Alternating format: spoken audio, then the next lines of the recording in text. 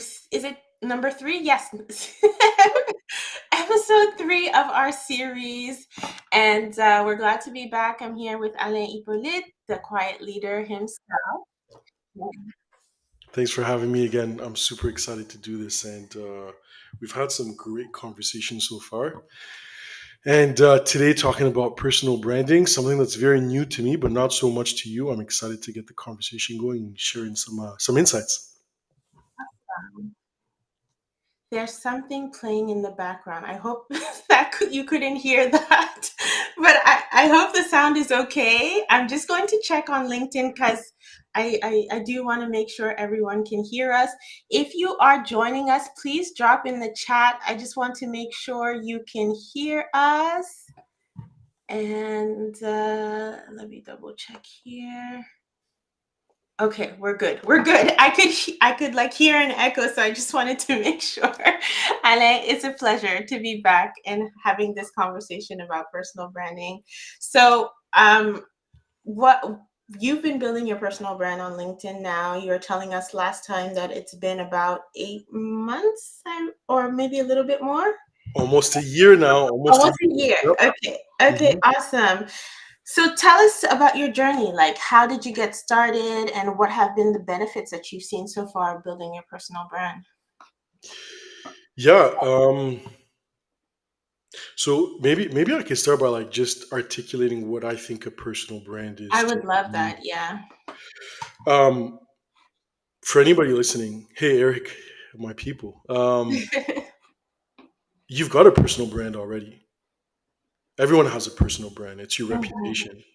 And what I know for sure is, um, if you don't actively try and own the narrative on you, some like other people do. And so your reputation today may be, I don't know, you're a great project manager. Um, and that reputation or that brand is based on maybe previous work that you've done in your space. Maybe it's your resume. Um, And so with a personal brand, you really have this amazing opportunity to kind of shape the narrative on yourself and get some recognition for stuff that you're passionate about. And maybe those things don't just naturally come up in the workplace. And so for me, I started last year in March. Um, Again, personal branding doesn't have to be publishing content on LinkedIn, but for me, that's what it meant. It was about sharing like thoughts on leadership, quiet leadership, and how introversion could be impactful in leadership as well. And same for kindness. And so I started by posting content every day. And let me tell you, it is absolutely terrifying. So did you just start, like, you opened LinkedIn and you just said, I'm going to start creating content, and you were literally just like started writing posts? No, no, no. I wish. I probably overthought it. Okay. But I came up with a niche. Okay. So I came up with something I wanted to talk about, which to me initially was just leadership in general. But then I recognized that there would be more value in kind of narrowing the conversation. Because if I Mm. just speak about leadership, I'm competing with everyone else in the world. But if I talk about quiet leadership, the niche is kind of more narrow. So that's kind of where I started. Um, there's a lot of thinking that goes into content creation, which we can get into in a bit. Yeah. But it was about, I think, starting to this mindset of like just putting it Mhm. out there. um, we can be our worst enemies and almost like stop ourselves in our tracks. So I put stuff out there. It was horrible content, but I did it every day, and it kind of paid off. How about you? How about Yeah. you? What got you started? Good question. But I mean, look at you now. You're you're really killing the game. You're doing amazing. So I'm glad you decided to start. For me, I've been building my personal brand on LinkedIn specifically, I would say for the last 3 years. I started in early 2021. Hmm. I started mostly because of my business. So I launched my business in 2020 doing providing career coaching services. as well as personal branding workshops. And I remember I was working with a mentor at the time, and she was telling me, like, for what you're doing, you need to be on LinkedIn. Like, it's just that's where you need to be. Hmm. And it took almost a whole year to like get comfortable with the idea that I was going to create content. So initially, I wasn't creating any content. I would go on LinkedIn and just start by commenting on other people's posts. And through just commenting on people's posts, I was able to kind of understand how it worked, because it is very different from other social media platforms. So just understanding the culture, Mm. understanding who I wanted to target, understanding how I wanted to brand myself.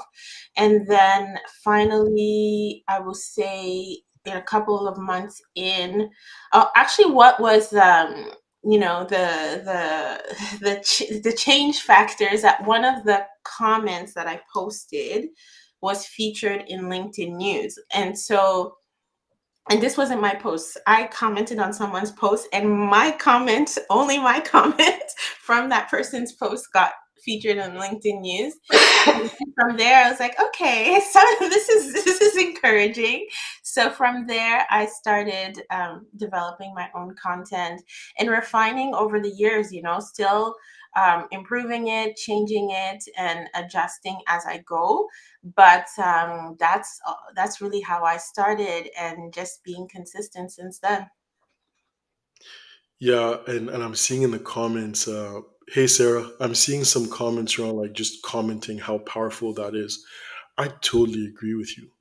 Um, I find that's probably where I think there's a saying, it's like the magic happens in the comments or in the DMs, Yeah, and there's like some strategy to that. Like for there me, is. when it comes to commenting, by the way, um, I have like a list of creators who I usually engage with on a regular basis, Nice. and they're in my niche. So they talk about the same things as me. And Hmm. those are the people I really try and engage. I interact with their content, and they interact with mine. It's a very kind of supportive environment. But what I find is if I leave comments that are related to my niche and theirs as well, Hmm. then that can create some momentum for my own content Exactly. and gets me some eyeballs. But I guess I was also going to say that what's interesting about this journey for me is Hmm. I'm on LinkedIn, and at the beginning I'm thinking, oh my god, like. Um, I'm competing with absolutely everyone and it's going to be super challenging. But then you realize, like, if you're on any social media platform for that matter, Yeah, only like a sliver of exactly. users actually publish content every day. Yeah, they say 1% on LinkedIn. I don't know if it's changed in recent years, because I feel like there's more people, but yeah, they say 1% of users on LinkedIn. Mm. Yeah. Yeah. Small number when you really think about it. Hmm. Demario just made a comment. Such wonderful advice. Commenting on other influencers' posts has helped me a lot with my own growth. Nice to see you, Demario. Thanks for joining us. And Sarah said she just followed you, Alain. So there you go. Connecting with people and getting followers that way. That's what it's all about, right? Hmm. So Hmm. awesome, awesome. So has it helped your career in any way? You've been putting in the effort to build your brand. Hmm. What has been the result from it? Like, has it helped your career, or even just you generally? How do you feel about what you're building? Yeah, so I mean, it's kind of hard to tell because I just started about a year. Mm-hmm. I'll put it this way, though. I think my advice would be for anyone that kind of feels pigeonholed, for anyone that feels like um, they're maybe seen as like a one trick pony. The magic in personal branding is now you get to dispel that, right? And so Mm-hmm. for me, what that's done is I'm putting out there that I'm passionate about leadership, that I'm an introvert, and naturally, obviously, this is just related to our niche. But naturally, what's happened is now I'm in spaces and people ask me for advice. Yeah. People naturally just create space for me and go, Alain, what's your opinion? Mm-hmm. So it's given me this amazing kind of opportunity to reinvent myself in a way. I love that. And Yeah. I tell people this: if you're applying for a job today, I mean, Hmm. if you're on this call and you're a hiring manager, you know this. When you get an applicant, you see their name, you see their resume, Yeah. you're gonna Google them, 100%. Yeah. right? And so that's kind of the magic for me is like you get to again create that narrative or shape the narrative on yourself and own it rather than just rely on like your work to speak for you in this environment, in this digital environment where we're remote and all of these things. I don't think it's fair to expect just your work to speak for you. True. How about you? How has it benefited you? And I know you've been doing it for a long time. Hmm. Talk about all these like promotions, but also you've got a business going. So tell us about that. Yeah, the benefits have been sometimes I think about it, I'm like, wow, I can't believe, I've come this far. But the benefits have been amazing in terms of myself, my own personal growth, and being more comfortable with myself and what I have to offer. Um, I think I spoke about this, but I can't remember if it was here. It could be another video. but but for me, a big thing is that I never thought that as an introvert I had anything that interesting to really say that Mm, people would listen to you. I always thought like it's the people who know how to dance, the people who know how to sing. Those are the kinds of people who are more entertaining that people would be interested in. But I was able to find a space where I realized, oh, there's other people who are like me and who are also looking for that reassurance that they're not, it's not uncommon to be an introvert, or it's not uncommon to be different. So that was the biggest mm, thing for me. Obviously, there are the more tangible results. I mean, speaking engagements, most of my speaking engagements come from LinkedIn, clients as well. We secure tons of clients from LinkedIn and the business leads that come from there. My first media feature in the Globe and Mail was someone who contacted me through LinkedIn, and now I've been wow, featured in the Globe and Mail 6 times. I've been featured in LinkedIn News over 15 times over the 3 years that I've been posting. wow, wow. I've had, tons of opportunities. I've been able to work with companies and organizations like the city of Boston, for example. I'm in Canada. Like, why would the city of Boston be reaching out to me um, to coach their employees? But it's through the power of LinkedIn. They found me there, and that's how they reached out to me. So lots of opportunities have come my way through LinkedIn and building my personal brand. So Mm, there is definitely value in doing so. And I mean, I also teach my clients who are either changing careers or looking for job promotions. I teach them how to build their brand on the platform, and there's so many success stories, so many testimonials. I was looking at the numbers recently, over 100 people who have landed jobs or jobs in terms of promotions or made career changes just on LinkedIn in the last 2 years. So I'm like, it works. If you wow. use it properly, it definitely works. So the results are there. It's just a matter of, putting in the effort and the time to be able to really understand the value that you offer and how it can help your audience. Because at the end of the day, especially for those who are job seekers or who are looking for a change in your career, a company is looking to hire someone because they have a need. And if you're that person that meets that need, Mm, then it's a win-win on both sides, mm. right? So yeah, so it's been a great journey. Simple offer and demand. Yes, exactly. Offer and Exactly. demand. Yeah, yeah, yeah. Economics 101.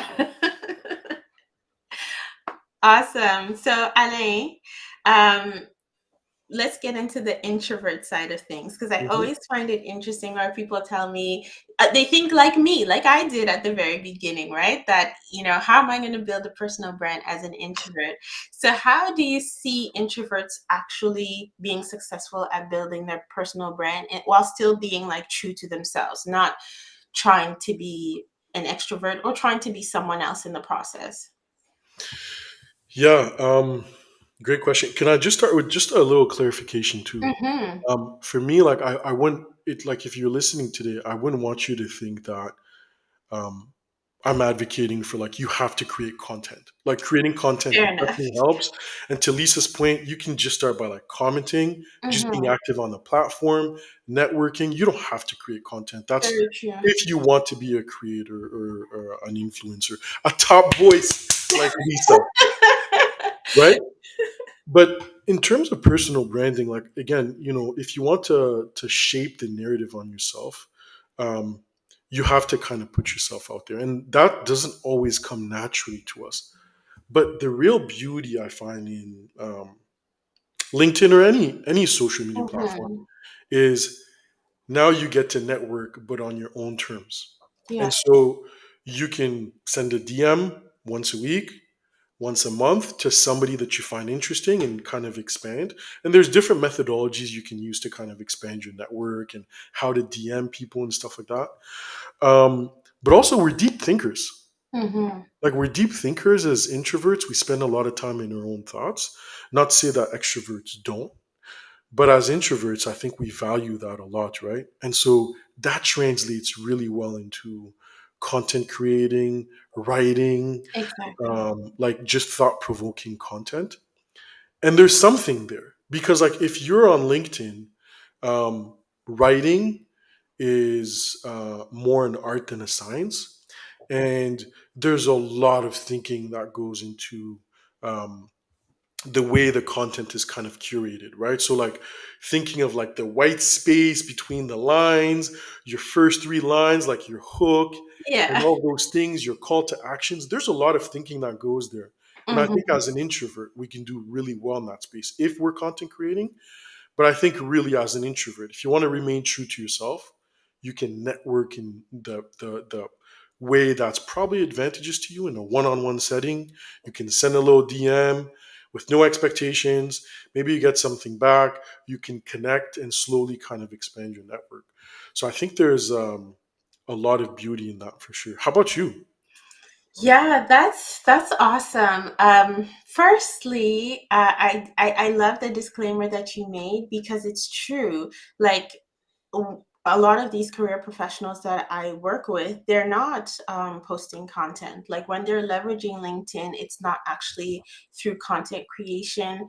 There Mm, are various methods that you can leverage the platform without necessarily being the person who shares content. And then there's different forms of content, right? So I typically mm, do the picture and the text because that's kind of what I've seen that has worked, but that's not the only method. I do videos as well, mm, but a simple text post also can do very well for some people, and for other people, it's articles or they have newsletters on LinkedIn. So there's so many ways that you can express yourself, and so for me in particular, um, I really have gravitated towards the picture and the text. That's typically what works well and what has resonated over the years.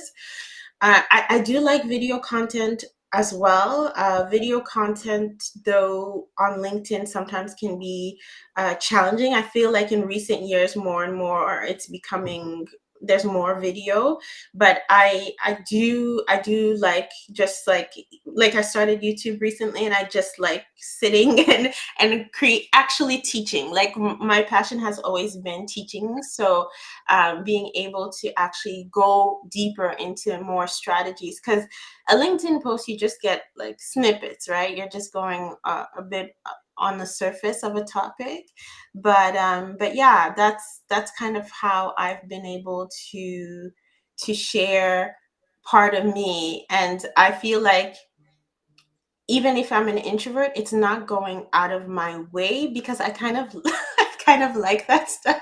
Like Enjoy. I created a YouTube video. It's gonna come out later this week, but I was talking about like the process of going to do a photo shoot and then the process of recording videos. And like as an introvert, it can feel maybe overwhelming, and a lot of people reach out to me and they're like, no, you're not an introvert because you make videos, how could you be an introvert? And I'm like, yeah, but like it, I like it. You know, so it's about you also finding what works for Yes. you Yes. and then leveraging those strengths that you have to build your brand. For another person, it may be writing a full blog post or a full article, and that's what works best for them. But for me, it's actually sitting down and doing a long form video. That's where I will thrive and you'll get the best out of me. So, You know, yeah. can, can I ask you a follow-up question? Because Yeah, go for it. so just for context, I had read something, and it was a colleague of mine that shared it with me. It was like some algorithm data on LinkedIn, and something like the average user spends about 3 minutes per session. So they log on to LinkedIn Mm, on their phones mostly, and they spend about 3 minutes on there max, right? interesting. And you want to be like succinct, you want to be like quick, and like so content, like you don't want to be too verbose, you want to keep it short and sweet. And I know your videos too, like you kind of snipped them as well, Yeah, but like you didn't start there, right? Like it took something to feel comfortable doing that. of course. And I know I alluded to, like, at the beginning I was terrified. So for you, what was that process like? What gave you the strength to like just do it, just go for it and put content out there, whether it's video or like text and pictures? Yeah, it's practice. That's really what it is. If Mm. you go, if anybody has time to scroll down to my old videos, you'll find some very funny, not so good videos. But I leave them there because sometimes I want that reminder that I started from Mhm. somewhere. I didn't just show Yes. up and then start knowing how to do a video and all that. I practice. I remember very early, like I did a 21-day video challenge and we were posting videos 21 days in a row. And I did that twice. And through that process, that's kind of how I was able to get comfortable, even like hearing myself on video, Mm. knowing like to look at the camera, knowing to start the video with a smile, be approachable at the beginning of the video because the few first seconds matter. Like all those Mm. things I learned in just practicing. Like you're constantly 21 days you're posting a video, gives you that opportunity to practice. And then starting YouTube was a whole different ball game, another platform, understanding how that platform works. So I think the most important thing is being comfortable with knowing that it's not going to be perfect. But Yes. the thing is, either way, I was still getting clients, even if it wasn't perfect. So it still resonated with somebody. Yes. And that's the most important thing. People would still reach out to me and say, hey, I got value from your video. I watched that video and I learned this. I'm starting this because you said, and I'm like, oh, I felt embarrassed by that video, but that video still helped someone. So yeah, it's about being willing to start and then practicing. Yeah, and if I could add to that too, like I feel the and this is like, on top of personal branding, if you are into content creation, it's almost like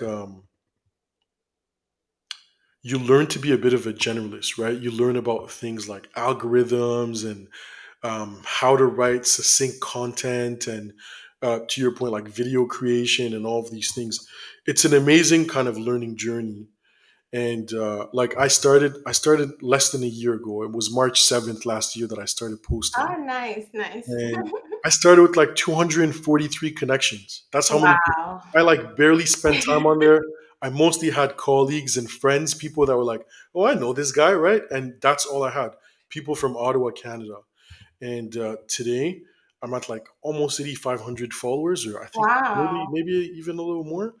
But it's just from showing up daily, to your point, and just being okay with not being perfect. I think that's a really powerful message. Alan, we have some questions Mhm. that we can start to take. So, what is the most effortless content you have posted and the most effort filled content you have posted? What a good question. Oh, effortless. Um, I don't I'm not I'm not sure. Effortless. I feel like there's effort in every post I create. Even if it's like repurposing an old post, it still takes some effort to upgrade it and update it because my writing style has changed over the years.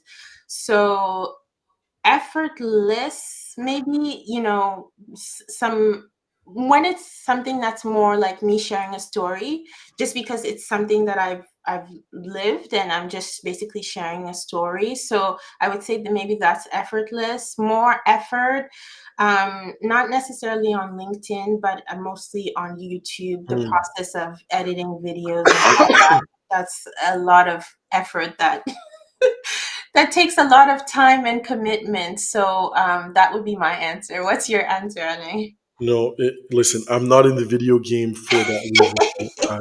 I appreciate how difficult it is. Great question. I would say for me, Tracelyn, every to Lisa's point, everything takes a some level of effort or some investment, some time investment, and there's methodology to that, right? Like you can support that by like bulk writing. So for me, I spend um, a couple of hours writing content um, every week. So I ideate throughout the week. If I get inspiration, I put it in a notepad or a Word document. It doesn't even have to be sophisticated. And actually, maybe I can build on that point. Yeah, go If for I can give any advice to anyone that thinks about content creation, in the short time, what I've learned is don't overcomplicate things. Like you it. don't need to go and buy these amazing software and hardware and all these stuff. Start with like Word and a notepad, and um, so that's what I do. I put all my ideas in a notepad, and on Saturday mornings I spend a couple of hours just putting all my content together, pre-publishing it. So when I publish the content, it's not I'm not actively doing that. It's been scheduled, it's been done. So even though it does require effort, it's still somewhat effortless and seamless. Yeah. Most effort filled. I'm not doing videos, so I don't have a ton of effort filled. But I think really where a lot of thinking goes is um, into the niche and the type of content you want to write, right? Mhm. And refining the content and your writing style too, if you're writing like I am. That's awesome. That's awesome. Yeah. Sarah, just going to give a little shout out here. I've been following you for a while, Lisa, as a fellow introvert. I was really interested in how you were building a personal brand around being an introvert. Love it. It's helped me put myself out there as well. I'm so, so happy to hear that, Sarah. Thank you for sharing. It means a lot. There's a good question here by Sherry. Why is it that we are Mm. so encouraged to pivot from corporate to content to supplement income in the US versus addressing systematic issues that's forcing us to overwork? I think that's an amazing question.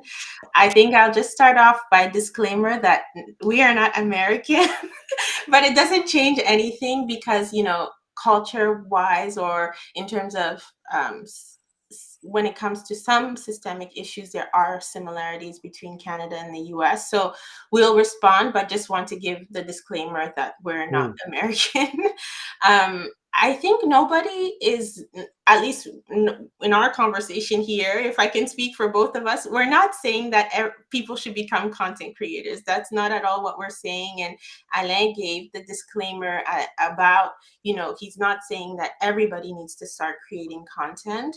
It's really about being able to leverage who you already are, what you are already doing as a means of self-promotion to be able to get more opportunities. Mm. Not necessarily about content creation.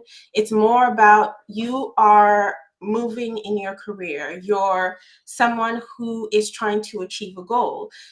know firstly what the goal is. Maybe for you, the goal is I don't actually want to move up in my career. I don't want to make a career change. I'm happy where I am, and I'm just going to build my brand within my organization because that's where I want to stay. That's an okay goal to have, and that's what you can continue to do. But for some people, they want to be able to get opportunities coming their way in terms of speaking engagements or media opportunities, or even to be able to get career advancement to change from one company to another. So what your personal brand allows you to do is to gain more visibility, Yes. to be able to reach a wider audience, so that ultimately opportunities start coming to you instead of always being the one looking for opportunities. There are so many opportunities I didn't even know existed, but my brand attracted those opportunities towards me. So Mm, that's ultimately what a personal brand can do for you, but it's a personal decision whether you're going to create one where you take control of the message, or whether you're just going to let others perceive what your brand is based on what they know about you. So it's all about just controlling the message. Alain, you want to add anything to that? woo. It sounds like a planted question because that answer was It's amazing. not planted. No, It was Sherry, we amazing. don't know each other, but it was a good question. I felt like let's go for it. Yeah, and Sherry, like, what a beautiful question. If I can add, Yes. yeah, I think ultimately, for me, what it means is, um, to Lisa's point, increase visibility, increase hireability, increase like name recognition. I think that's what it starts with, or that's what it means to me. But to your point around like the systemic issue, the world is changing. Like the Mhm. landscape of the workplace is changing, and I think we have to acknowledge that. Um, Today, there is an opportunity to go out on your own as a solopreneur and um, make money and bring in some revenue. And if that interests you, you can do so. I mean, you hear of like the outlandish, cases where somebody creates a YouTube video or a YouTube channel and they're multimillionaires. I'm not Yeah, saying that that's what LinkedIn will do for you, for sure. but there's something to be explored there. And if you're daring enough, I think it's worth doing a bit of trying. But yeah, the landscape is changing. You know, leaders, companies, if they're not flexible, well, maybe it's time for you to kind of find that flexibility yourself, right? So, anyways, I think you've touched onto something, and it's a great question. Yeah.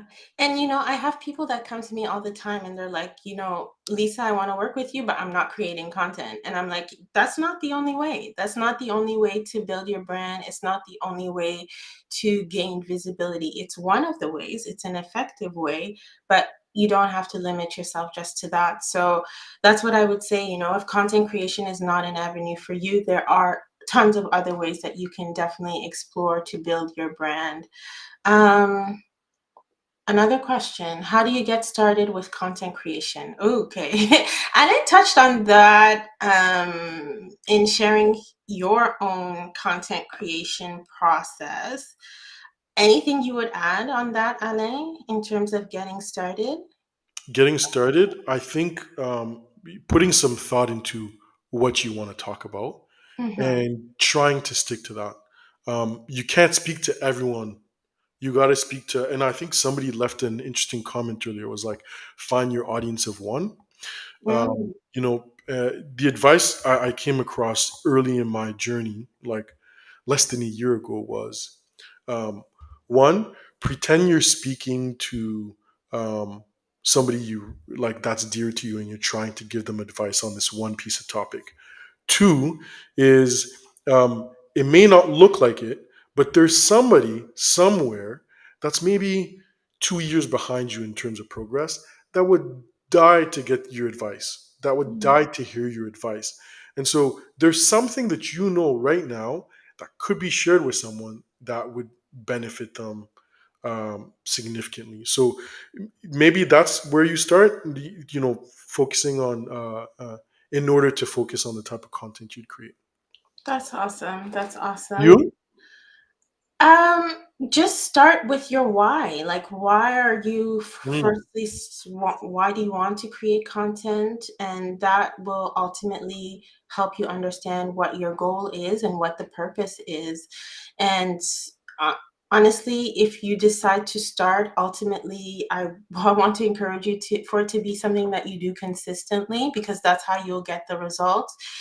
I know a lot of people sometimes get very excited and they're like, oh, I'm going all in on LinkedIn. Then they're posting nonstop for 2, 3 weeks, and then you don't know where they are after that. You won't get that much out of that. It's a lot more beneficial if you're in it for the long run. So know your why, know your purpose and your goal, and that will help you have a starting point to know who you're going to be talking to, like Anna mentioned. All right. Should we take one more question and sure, okay, sure. cool.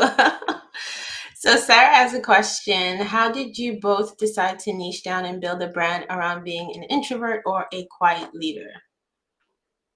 Do you want to start off? Oh, okay. I didn't start off with this as my niche. I I basically came up with this through by working with a coach. I was working with a Mm, business coach a couple of years ago, and we were going through my story and going through some content that I shared, and she was just like, well, you're always talking about being an introvert, why don't you make that your niche? And it never occurred to me that that's what I was talking about. So that's kind of how it developed, and that's how I started creating messaging around that and serving clients who were also introverts and quiet leaders. So for me, it was somebody else recognizing that this is what you talk about. Why don't you focus on that?